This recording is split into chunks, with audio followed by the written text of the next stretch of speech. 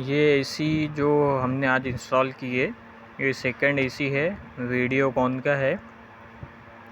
और इसका एसी का इंस्टॉलेशन पूरा कंप्लीट हो चुका है। हम AC, fridge, washing machine seconds जो रहते हैं उसके अंदर डील्स करते हैं। सेकंड लेना और बेचना दोनों ही काम करते हैं हम लोग। और इसका कंडीशन आप देख सकते हैं। Thank you.